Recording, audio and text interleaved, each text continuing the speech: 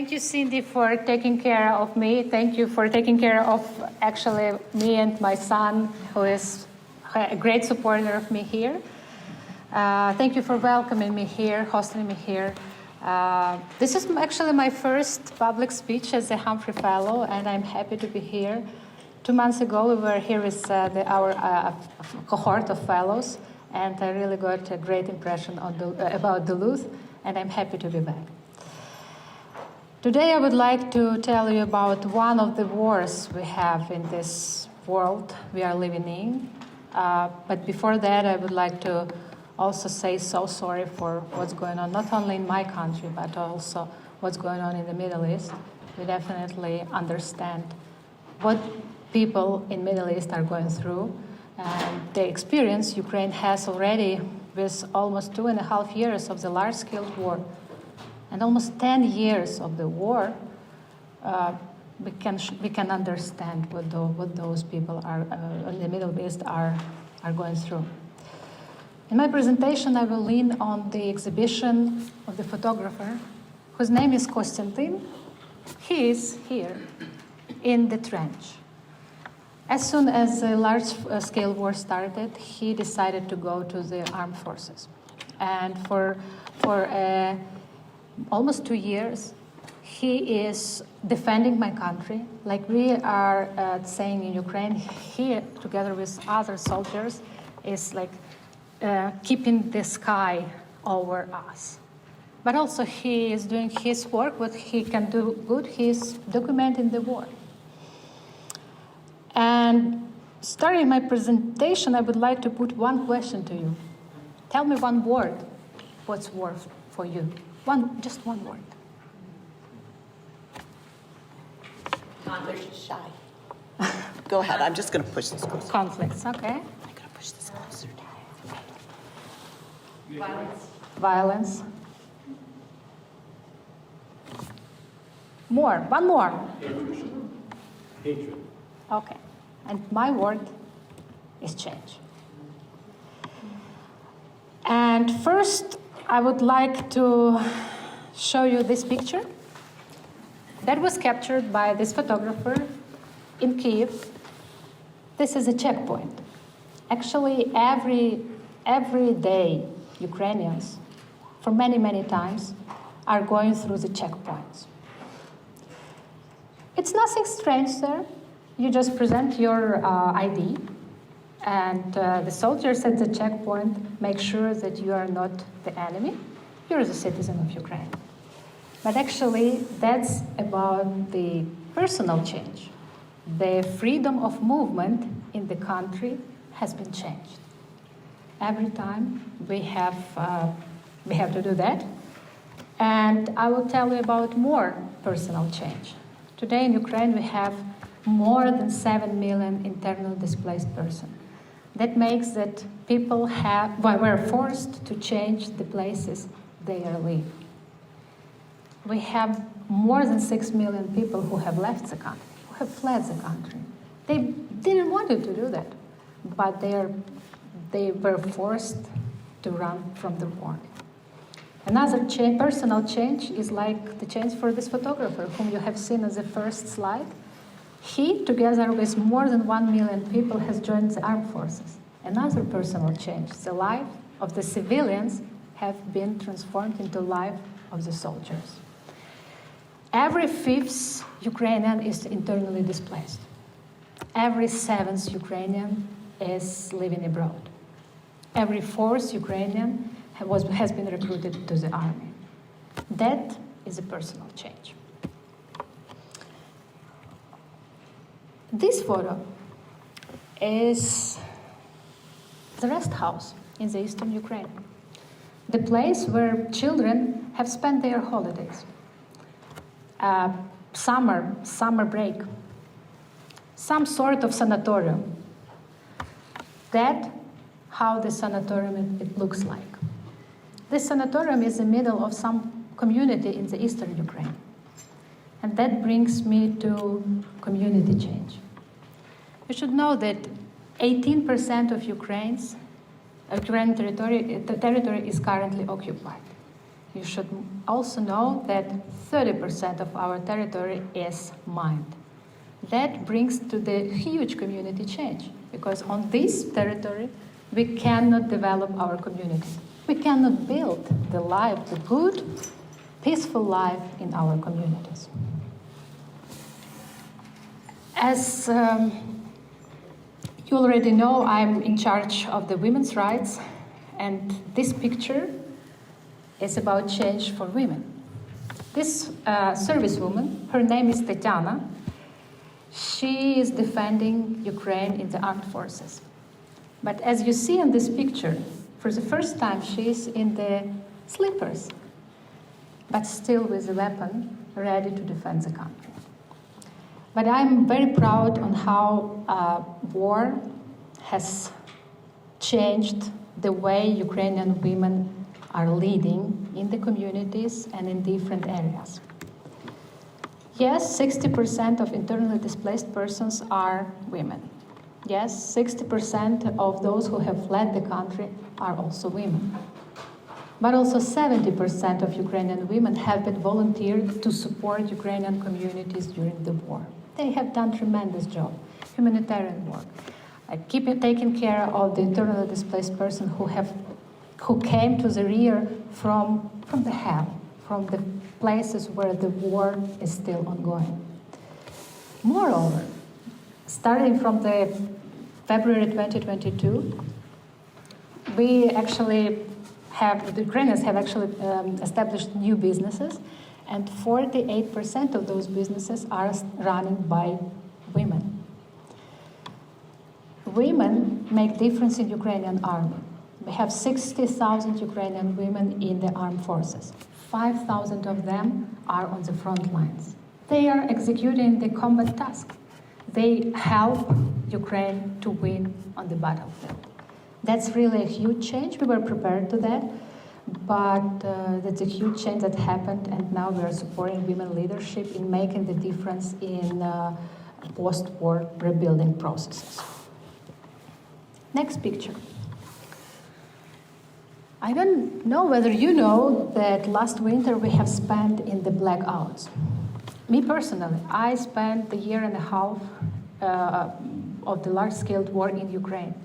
I know what blackout is when you are spending hours and hours without electricity, without lights in your home, without normal life because you do not have the lights. This picture is about the price, what we should pay when the light is back to our homes. But that blackouts brings me to regional change. You should know that I will explain in the energy sector how it has changed. So Russia has severely destroyed Ukrainian energy infrastructure. 40% of our infrastructure has been damaged by the missiles attack.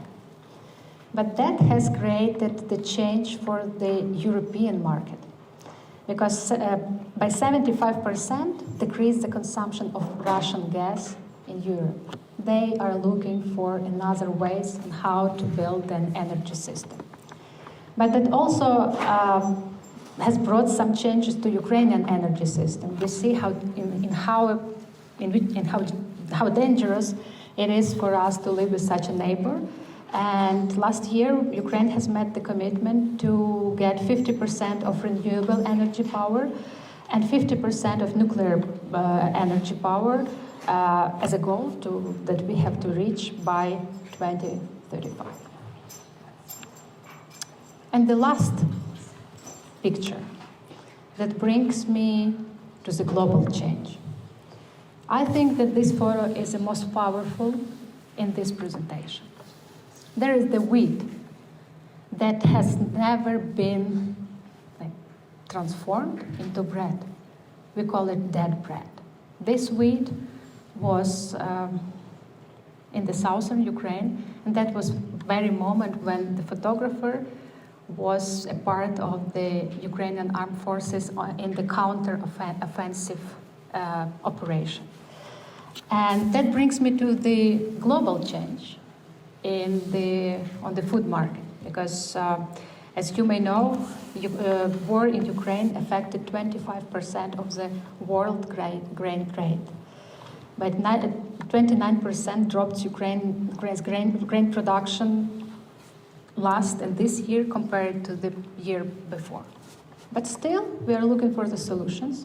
The majority of the grain was transported by the sea. Now it is almost impossible because of the daily missile attacks from Russians. And Ukraine succeeded to change this supply, ways of supply grain. 60% is supplied by land and 40% still by land.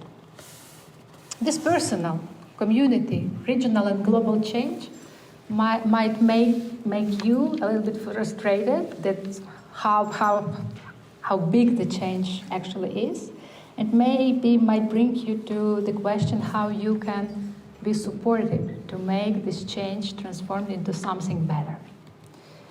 So my second word about the war is also support.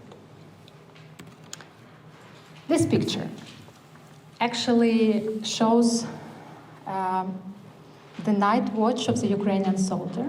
I have never known that the red light makes soldier less visible to the enemy.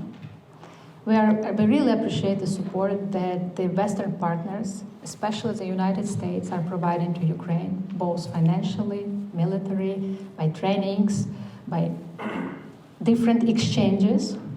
And this picture shows that Ukrainian soldiers are using this weapon in the most careful way. They are using red light to be less visible for the enemy, to be more productive with the weapon we get from the Western allies. We are really grateful for all the support from the United States. This picture, one of my favorite as well. This is the camouflage that has made for Ukrainian soldier, and security is very, very important on the front line. So if you would like to be supportive, you can also donate for the soldiers or for the doctors on the front lines to be safe on the front lines. You can donate through the Ukrainian communities here in the United States. You can donate directly to the humanitarian projects that are built for Ukraine. You can also donate for special projects. For example, we have the project supporting Ukrainian women's uniform to help them to serve more efficiently, that the uniform doesn't make any obstacles for them to execute the combat tasks. And the third way you can be supportive, tell the stories. Tell the stories. Like this guy is telling the stories. This is a trench that this guy has made together with his fellow combatants by their own hands. That is the head of Ukrainian Institute of the National Remembrance, and from this trench, he is addressing Davos, this annual huge meeting in Davos. And he speaks how dangerous Russian propaganda is, how dangerous Russia as an enemy is. And that's actually my husband, who is serving in the armed forces from the first day of the large-scale war. If you support this change, you bring us better future. Better future for us are the deliberated territories. This is a picture from the northern Ukraine, from one of the deliberated territories. Actually, Ukrainian troops are very productive. They have deliberated almost 40% of occupied territories, but still more than 18% of Ukrainian territories are still occupied by Russia.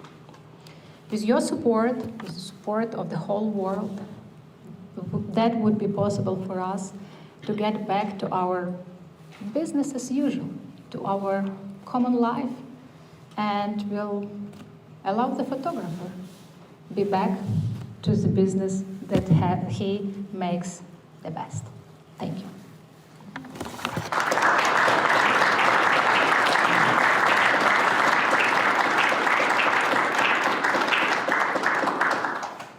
Actually, that's my presentation. I just wanted to give you a look what's going on, and I'm open to Q&A, to any questions, to any comments you would like to make, or to share other stories. Maybe you have the experience you would like to share. So the floor is yours now. I have a mic so that everybody can hear, so please ask any questions that you, again, it takes a while. I'll bring it over, Mike.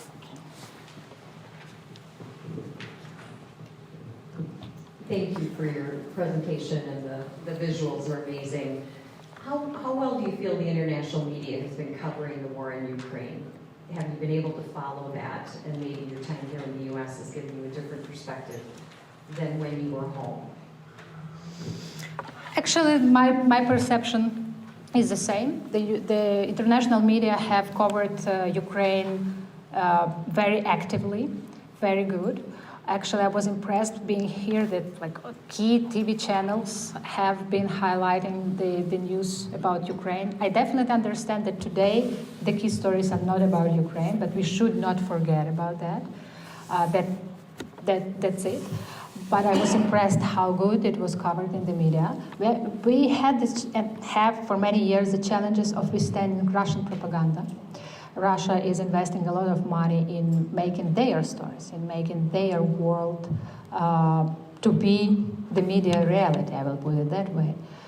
But we are still very good. I appreciate the efforts of our government, of our president, who are doing a great job to keeping Ukraine on the world internet, on the global agenda.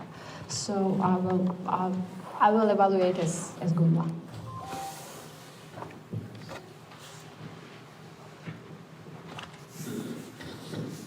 What do you think are the biggest vulnerabilities targeted by Russian propaganda?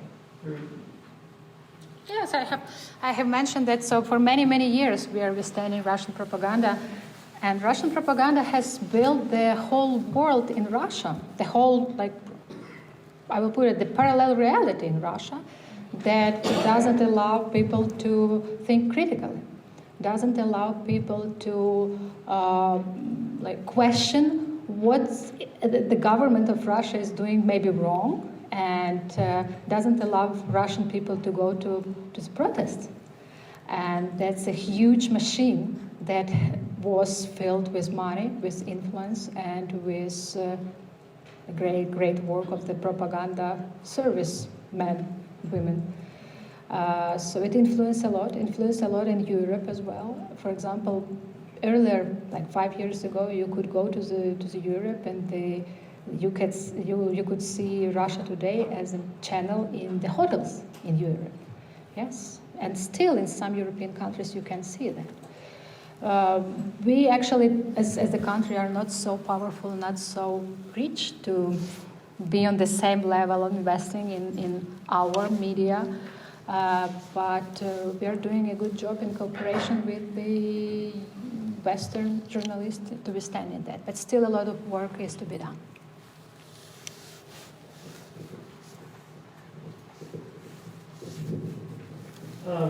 Democratic institutions in Ukraine were developing before the war, but it was still very tenuous in some ways, I think, and I'm wondering how you feel those democratic institutions will hold up after the war. Authoritarian tendencies feed on conflict and the uncertainty, and I'm just wondering if you think there is enough strength to hold democratic institutions together. Thank you for this. Actually, the great question, because really the challenges of the war, there is that trap after the war to get to the more authoritarian, very good governed hierarchy regime. But we are very lucky because we have a very strong civil society in Ukraine. Actually, why we were so successful in the first days of the large-scale war? Because we call it the horizontal connections. People in communities cooperated together. We are not waiting for the president to let us goal to make something. We are organizing by ourselves and are doing that. The first argument that makes me optimistic that no authoritarian regime will come to Ukraine after the war. The second, as I told, is very strong civil society. As you may see, civil society leaders are all over the world advocating for Ukraine. We actually got last year the Nobel Peace Prize. This is the Center for Civic Liberties, that is doing with the war crimes, is talking to the people who have gone through the occupation, through the war crimes, and they have a very strong voice in Ukraine. They have many other Ukrainian civil society organizations that have the voice of the veterans, internally displaced persons, women, democracy, anti-corruption. And that makes me so optimistic that I also belong to the civil society, that we as the watchdogs will keep our eye on the red lines that cannot be broken. But another thing here is very important. After the war ends, we as a civil society activists will take a lead. Some of us will also take a lead. It would be not possible for us as a civil society only to be the watchdogs. We will take this responsibility and will be going to the government to take responsibility for the change. That would happen. That actually what many of the civic activists have already been vocal about. And that makes me also very optimistic that the democratic institutions governed by those who know what human rights is, what the red lines are, that they will be moving in better direction. Another question? I'm surprised one of the questions hasn't come up that I asked you earlier today is what happens if Ukraine loses U.S. support? Which is a question now. Yeah, it is a question. That would be a hard time for us, really hard time, because we have talked with you today on our way to Duluth. It would be a very hard time because that's not only about money, that's also about leadership and about support of other partners. If United States do not lead by example, other countries will also make step back. So for us, the American support is of utmost importance. It's crucial for us. So I know that our government, the ambassador here, are very hard working to make sure that that would not happen. But we still, I suggest working on the plan B, but I hope that would be not the case.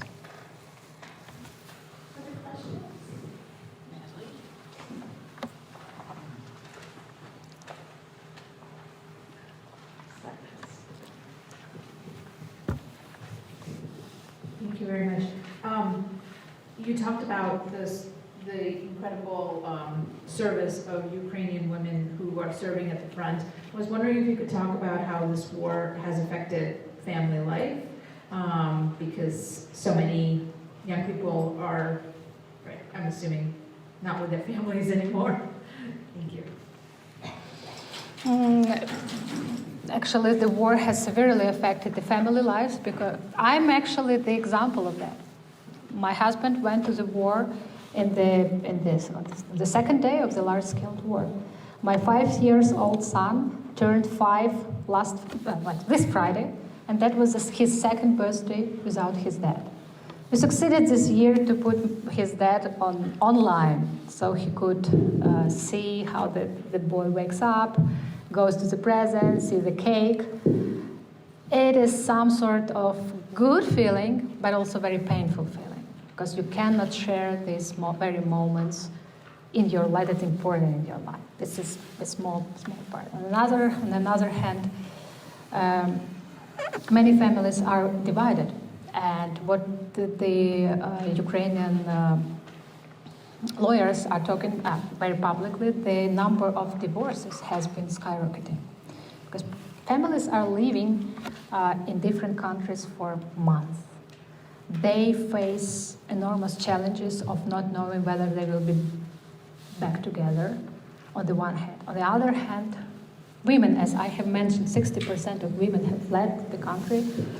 They like are in a new environment, and sometimes they are looking for some better conditions to be socialized in different countries. That's also what the lawyers are talking about very publicly.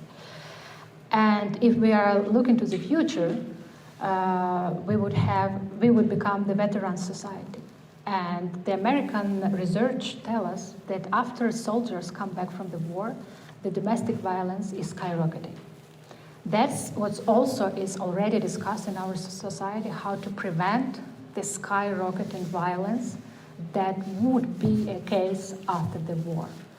And there are a lot of initiative projects, both for veterans, women's veterans, general veterans movement, to involve the psychologists to prevent this problem in our society. So that these are only few results that I can mention right now, but more about to come. We don't know. Actually, here I would maybe share my personal story. Yesterday I was in the school, at a conference in the school where my 5 years old son is enrolled. And the teacher was sharing with me how my boy is behaving there, and some not problems, but some developments are happening with him, and she was questioning me. I don't know whether he is behaving so because like he is, or he's behaving so because he went through enormous challenges. I have never put that as a question in my life, but what we would have with our children after years of the war, that would be also a challenge for us. We have worked on that.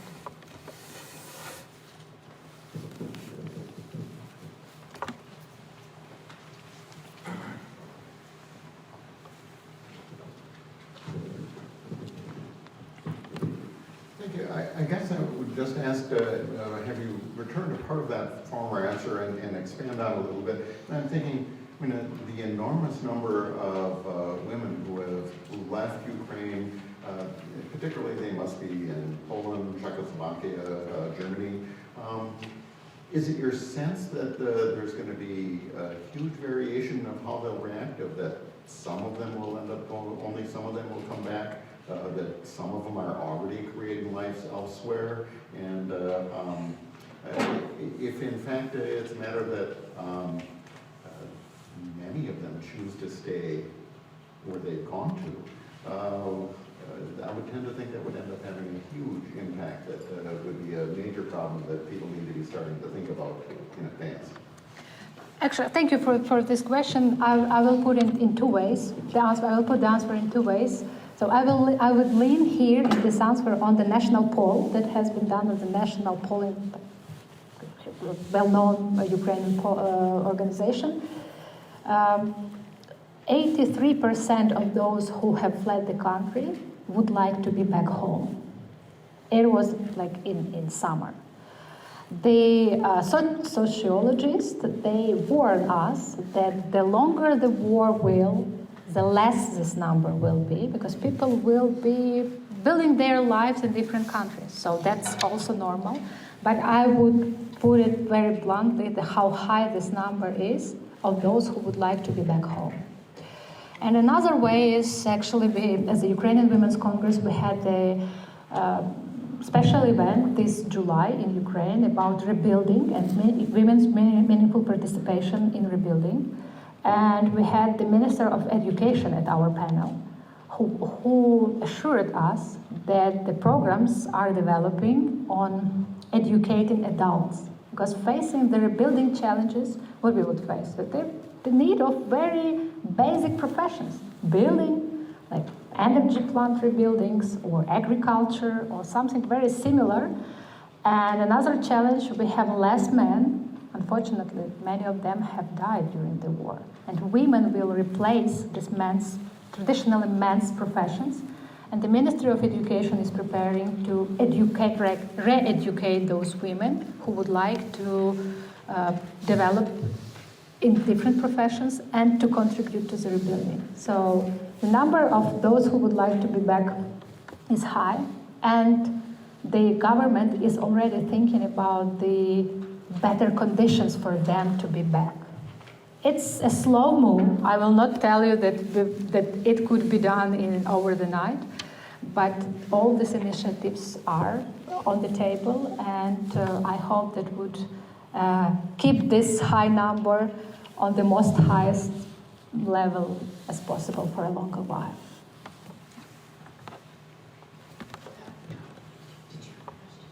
It was just a comment.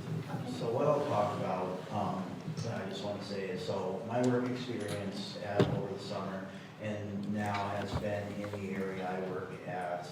One of my jobs is at the Lighthouse north of Two Harbors.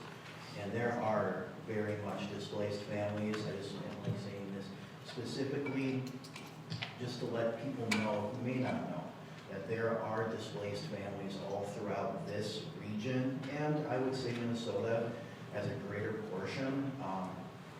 And truthfully, as somebody who is just there as a glorified tour guide, is that they are really just people. They are here like everybody else. They are just wanting to experience what everybody else at where I work at the Lighthouse is wanting to experience. There are so many families that have come in that are bringing in children, that are bringing in animals, and it's just, I just want to make people aware that there are people that are very much displaced because of what's been happening. Yeah, actually, we have in Ukraine people who are 2 times displaced. As I mentioned in the beginning, we had the war for 10 years. And first, people from the eastern Ukraine have been displaced in 2014, when the war started in the very eastern Ukraine.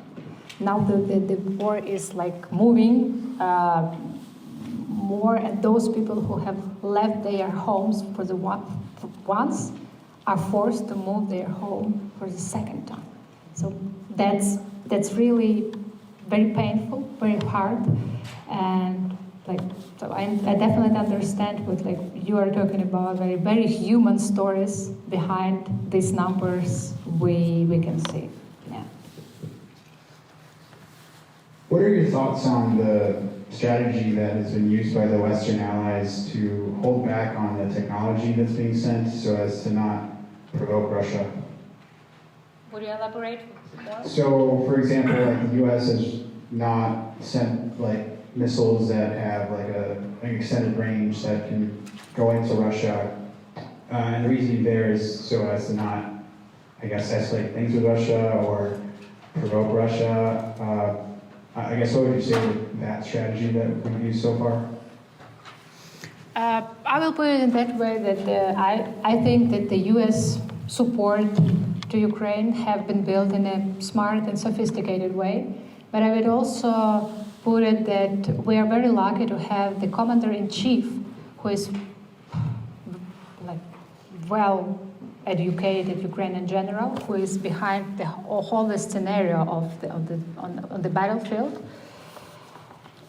He also makes a smart move to use the weapon that we received from the Western partners as good as it only could be. So it could be more support, but maybe right now it's the best strategy both partners, the US and Ukraine, have developed and came to.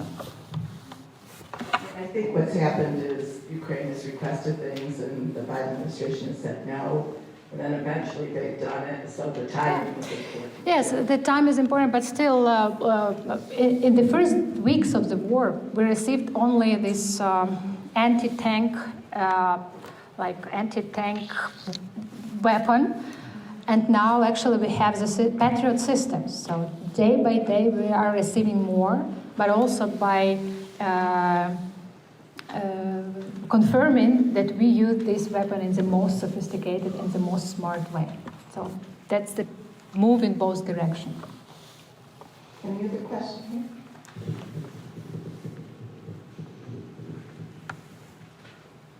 Thank you again. We can't imagine having your family separated under these circumstances. Do you have a sense of the humanitarian effort from around the world and how it is actually helping and impacting? Yeah. What can you say about that? What do you hear from people back home? Here I would tell you the story of my friend who is running the humanitarian initiative. She started this initiative on the second day of the large-scale war.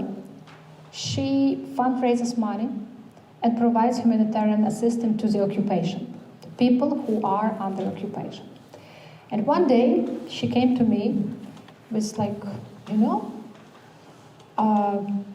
I do not need more the food for those people. I do not need more like some soap or something else for those people. I need bikes and boats, bicycles and boats for those people. But no a single international organization will give me a grant for bicycles and boats. I was like, what are you talking about? And she explained me that only with boats and the bicycles, activists in occupation can bring real humanitarian support to those who are very, very far under occupation. They know the routes, how to bring the support on the very safe way. That's what I'm here talking about, that we have enough humanitarian support. But in Ukraine, we also have people who know how this support works better. They know the community is so good that they understand how to bring this support to the people who are suffering the most. And what makes me also very optimistic, I personally was in the communication between the women's organizations and the UN offices in Ukraine. That was in January. I would not tell you that it was an easy conversation. It was a tough one when the women's organizations have explained that we know the situation on the ground. We know that your bureaucracy in the UN organizations is too high and we need less bureaucracy. We need you to listen to us because it's our experience we actually got from the hell, from the ground. And in the end, they started this partnership conversation with us, and now they are taking the advice of almost 60 Ukrainian women's organizations. And that's only women's organizations that make this contribution to adjusting or improving the UN humanitarian project, because we also lean on their support. They have a huge experience of providing humanitarian assistance all over the world. And that brings me to your question about the civil society, that the civil society is strong, knows the situation on the ground, and we are in the more partnership conversation with international donors who support us, including in humanitarian support. That the story about bicycles and boats is my favorite one, that tells a lot. I thought we'd learned that lesson by now, but maybe not to talk to the people at the grassroots. She succeeded in that. She provided she found some private donations and has bought it. And people, maybe you have seen the stories when it was about the southern Ukraine, the people from Kherson. And maybe you have heard when Kherson was deliberated, people went to the streets with the Ukrainian flags. And that were people who were under occupation. And they have hidden the flags somewhere under in their backyards, like in some glasses, like being brought into the land, and then they have hidden that because they could be killed just because they have the Ukrainian flag. That was the reality. But but they were so. They believed in the de-occupation and getting back to Ukraine so much that they have hidden the flags and have been waiting for the Ukrainian armed forces, and the Ukrainian army came. Anything else? Fine. We're here to have a conversation, so please don't be shy. Do you personally, do your Ukrainian Women's Congress, if I'm saying that correctly, Do you have hope, any hope of a diplomatic resolution? I will tell you that way. In June, I will be back home. I will not stay in the United States. I will be back home, and I will be contributing to success. I will be more prepared to the peaceful negotiations in the way I can do. Yes, I really believe in that, in peace, and I really believe in the victory of Ukraine. And my family is the one that believes in different ways. My husband is defending on the battlefield. I'm defending here, telling you the stories. And I will be back home. And will be there to contribute to the rebuilding of the country.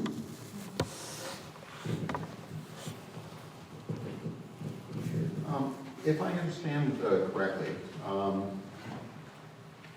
Avdiivka is only a very tiny distance from the city of Donetsk, which is a major city and has been since 2014 one of the major areas of Russian control. At the same time, 2014 isn't that long ago, and I have to imagine that there would be connections between people in Donetsk and other parts of Ukraine. Do you have any vision of how Donetsk could be reknit into Ukraine after, what ends up being a decade of really having so much of that Russian propaganda put into their heads to identify as really not Ukrainian? I will first, in my answer, first, the victory of Ukraine means getting back to our territory as it was in 1991 when Ukraine became independent. That means Donetsk will be the part of Ukraine. Second, yes, Russia invested a lot in propaganda and making people living in the Far East Ukraine more supportive or more leaning on the pro-Russian sentiments. But Russia has done within these 2 years, Russia has made a lot to get those people back from Russia. That was Russia that has bombed the eastern Ukraine. That was Russia that has literally destroyed Mariupol, the city in the east-south that was under occupation and still is under occupation, but almost destroyed. That was Russia that has fought for more than 250 days for the small city of Bakhmut. It's also well known. It's also eastern Ukraine. And there are a lot of arguments for those people who are still there in eastern Ukraine, that was Russia who has brought a lot of suffering, and not Ukraine guilty of destroying their lives. So I remain more hopeful that many people will change their mind. They are already changing their minds. But again, I refer to our Minister of Education, who is also working on the strategy on how to educate children from the eastern Ukraine. That would be a challenge. That would be a case for us to bring those children. Many of them have been born during the war. They might be 7, 8, 9 years old right now. They have some sort of set of mind, and it should be changed. And this strategy is developing, and that also makes me optimistic. But it will be very hard. It will be. I definitely understand it better. You have a question?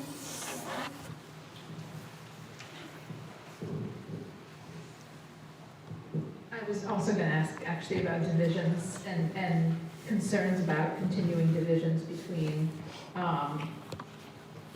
in the future, especially between Ukraine and the occupied territories. You mentioned Donetsk. I'm wondering if you have any thoughts about how Crimea plays into all of this, right? Because that would fall in within the borders of Ukraine as of '91, but it has but in Crimea, we see a much longer period of Russian occupation, and not the same degree of destruction that characterized eastern Ukraine. Both. Answering this question, I will also maybe partly answer your question about what might be helpful to bring back unity of Ukraine. That are opinion leaders from those very territories. That's more about Crimea. We have very influential opinion leaders who are keeping Crimea issue on the international agenda. They are in the parliament. They are singers, world famous singers. They are film producers or filmmakers and making the films about Crimea. So this is a part of our sustainability and like building this unity that Crimea as a part of Ukraine should be also deoccupied. And that builds this narrative of getting to peace and to building back better only together with Crimea. And we also had a very famous philosopher from Donetsk who just passed away a few months ago. He was under occupation and he was tortured by Russians. He went through he was captured and went through the tortures by Russians and was back after maybe 2 years after being captured by Russia. And he was the one who has united the Eastern Ukrainian, like around Donetsk intellectual community in this move to contributing to joint victory, to united victory. That's the part what we can do right now, to have this very complicated conversation in Ukrainian society. Very complicated, but united. Actually, another example, I mentioned to Cindy today on our way from Minneapolis to Duluth, our Minister of Defense is Crimean Tatar. And that's a very strong move. He is in the negotiations with the Western partners. Can you put on the agenda that Crimea should be still occupied to the minister who is Crimean Tatar, the defense minister, Crimean Tatar, who is very active, very proactive. We're very lucky to have in those strong opinion leaders, strong intellectuals, strong believers in Ukraine who are making this difference, communicating in Ukraine and abroad for making this move to the peace more sustainable. We have one more question. Before you started speaking, I handed out cards. I'm here with members of the Spirit Rotary Club, and we've been working on a humanitarian aid fundraiser for Ukrainian people, and we're working with a Rotary Club in Ukraine and speaking about civil society. What's encouraging to us from the outside is that Rotary as an organization in Ukraine has seen tremendous growth, which speaks to what you were saying about the strength of civil society.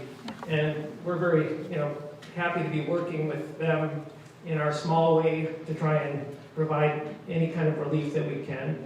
So we appreciate everybody's attention to the cards that we passed out, and thank you for being here. I know the contribution of Rotary in Ukraine. I know that it was very well reported in our media. And I also will be speaking in Rotary Iryna Club in January this year, so I would be happy to meet again. And if you need any contacts, any ideas who might be supported, I will be happy to share. Here I will put separately the issue that Ukraine will be the country of veterans. An enormous amount of Ukrainians are and will be veterans of the war. My husband is a veteran of the war. And that would be very complicated to build the best policy on how to meet those people. Not to include, not to incorporate, but how to meet those people and to make sure they will be well they will feel good in this society. I will put it that way. This move is already started. That's also important for you to know. We have the Ministry of Veterans Affairs. They are working on that policy, but we also have the non-profit organizations established by veterans who are pushing this on the agenda like a civil society. But moreover, and here I'm very proud to share, we have the business that is developing internal policies on how to employ back the veterans. The big business, big media business, that owns many Ukrainian TV channels, has developed the internal policy on employment of veterans. And what I really like in this case is that they share this policy with other big, small, medium businesses. Like we have made it, leaned on the example of 100 best American companies that have veterans policies, and come to us. We share with you. Let's make veterans the part of our employees. So that move already starts as well. It's important if you would like to contribute to the veterans movement, that would be also a very good move. I mean, I wonder if you could share with the things that are open to the public, a couple of things you're working on for the Twin Cities that we talked about earlier today. February will that be open to the public? Some may like to come down for that. Yeah, so actually I'm working on 2 events. I have invited Natalie to one of the events. In mid-November, we would commemorate the 90th anniversary of Holodomor. That was a genocide that was made by Stalin in Ukraine 90 years ago. So Natalie, I hope Natalie will speak. We will also have other panelists from Human Rights Center from the University of Minnesota, some of representatives of Ukrainian community. And in February, I'm preparing, like it will be first or the second week of February, I'm preparing the event on Ukraine, just to update what's going on in Ukraine, but more to reflect on the future strategies of rebuilding. And that would be in Humphrey School of Public Affairs in Minneapolis. I have the confirmations from the former Prime Minister of Ukraine, who was in 2014, 2016, and contributed a lot in democratic reforms of the country. He will be with opening remarks. The Nobel Prize winner, I have already mentioned, who has won last year the Nobel Prize from the Center of Civil Liberties, will also participate. I have Professor Eric Schwarzer, who is now professor at Humphrey School, but was at Obama administration, Assistant Secretary of State. The woman from Kherson, who just was looking for bicycles and boats, will come, I hope, will come to Minneapolis to talk about humanitarian assistance to the occupied territories. And the leader of Ukrainian community will be here. She makes a difference in working with senators here in Minneapolis. So if you will be available in early February, I will be happy to see you and happy to discuss more details. And you will hear a little bit, exactly, you will hear more from the panelists in this exact sphere. They are the experts. And I mean, if you supply me the information when you get dates, I can put it on our website in case anyone's interested. I will do. I will do. Thank you, Cindy. Any last minute thoughts or comments before we close? Well, thank you very much for being here. Thank you for your attention. Thank you.